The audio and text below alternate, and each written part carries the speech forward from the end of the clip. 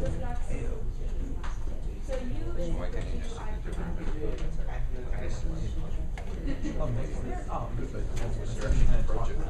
flux is over there. Let's look. The flux is of the order N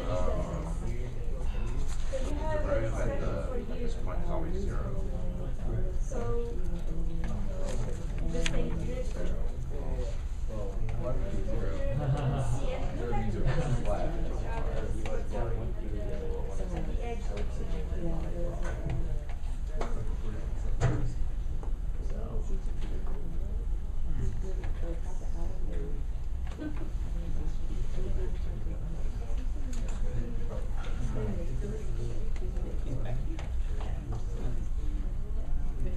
He's like actually on the EE side of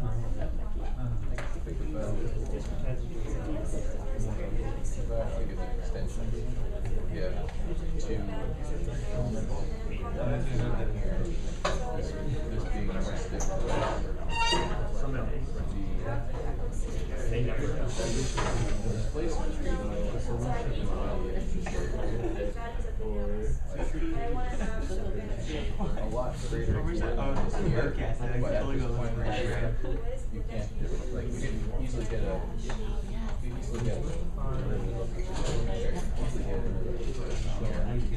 boundary right here. Wait, what did we say? So how's that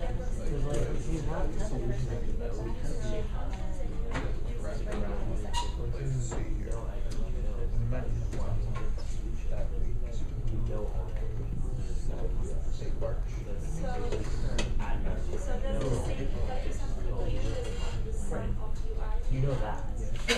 So that is what you see.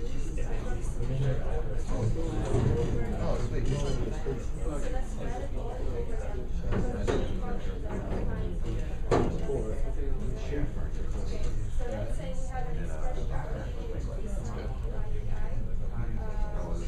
now we want to look at the junction. Yeah. And the junction. I saw the average for number 3.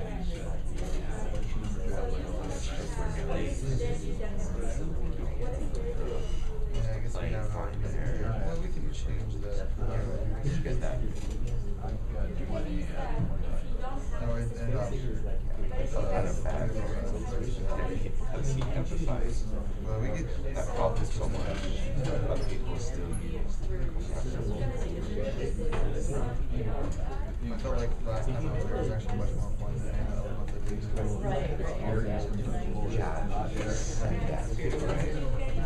So I feel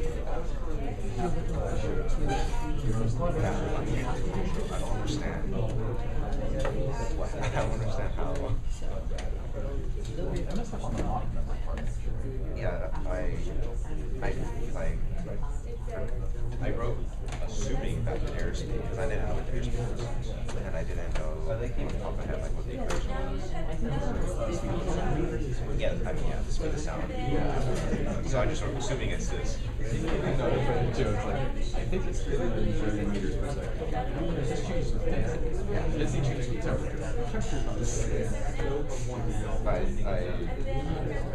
Yeah, and all we do is MATLAB, then all we do is MATLAB. Did you get the radio stuff? Yeah, I choked on it. Yeah, like Java. I did alright. And you could apply for a lot. Like, for the first one. So they taking the crop product, they took the girl. Oh.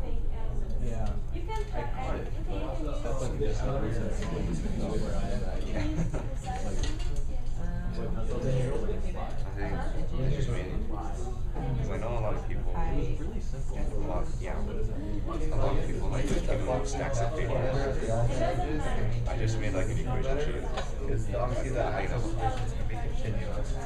So in my discretized solution is somewhat continuous, then Tricks in there. So I'm just like, that's something I don't know how to do. I just go flip it over. Okay, so you're trying to minimize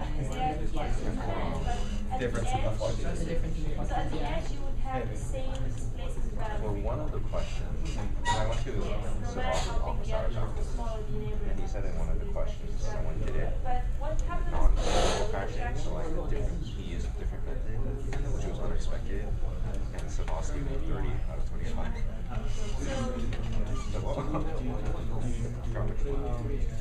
If I can. Yeah. So I'm in Santa Cruz this weekend.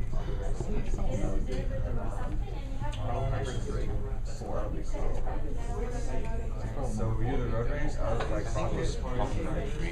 He did something Like to the bridge like that basically right at the time. he said he was like, I guess you were ahead. Is there some kind of graph later on? Yeah. Okay, let's get discuss guys together. Okay, we have only 5 more minutes to go. Okay, let's see. So, do we all agree that we are looking at attraction which is of the order of del u del x? Do we all agree? Okay. So now, what you should do is, let me erase this board. Okay. So we have a finite element solution, and I'm telling you, use linear elements. Okay. I didn't care here if you were using equal sized elements or elements of different size. So here I'm just gonna take elements of different size, okay? Now I've given you the solution at the nodes. So the solution at the first node, I'm gonna call it U1, at the second node U2, at the second node U3, and we have 2 elements, element 1 and element 2. So in element 1, can someone give me an approximation of the solution using the shape functions and the values at the nodes? Mm-hmm. Yes. So U in element 1, okay? The approximate solution in element 1 is equal to U1 times shape function 1 plus U2 times shape function 2, okay? Can someone tell me something about the order of phi1 and phi2? Like what type of functions are they? Lines, linear, okay? So how about a solution in element 2?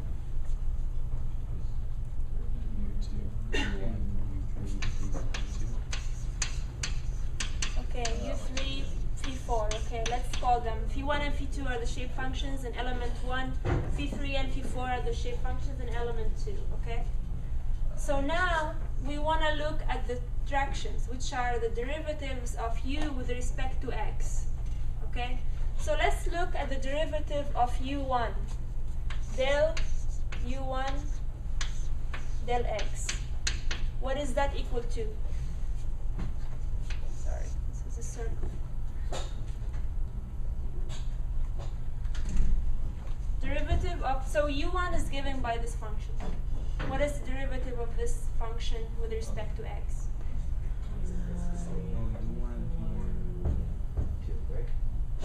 Okay, I couldn't hear. Someone said something from this side. You just want U1 d phi1, yeah. Yes, it's equal to U1 d phi1 dx plus U2 d phi2 dx. Do you agree? It should be this way? Okay, how about the derivative of U2 with respect to x? Someone else tell me. Is there a question here? No? Okay. You want to tell someone? Anyone wants to tell me?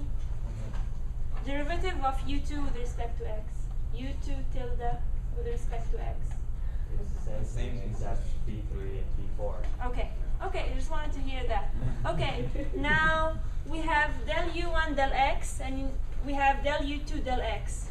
Let's look what's happening here, okay, at the boundary. Okay, let's draw first our shape functions. Okay, this is phi1, this is phi2, phi3, and phi4.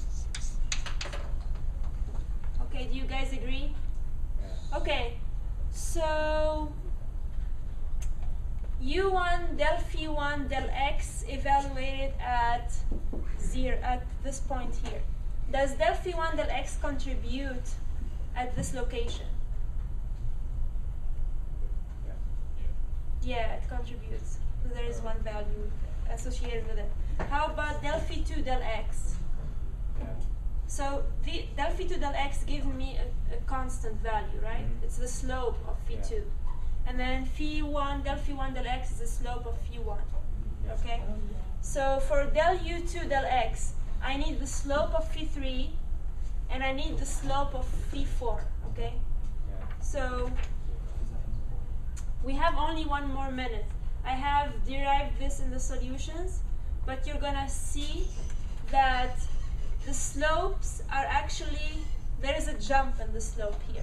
So whatever you get from this expression here in element 1 is not the same. So evaluated at U2, evaluated at this node, is not the same what you're gonna get from element 2 evaluated at this node. Okay?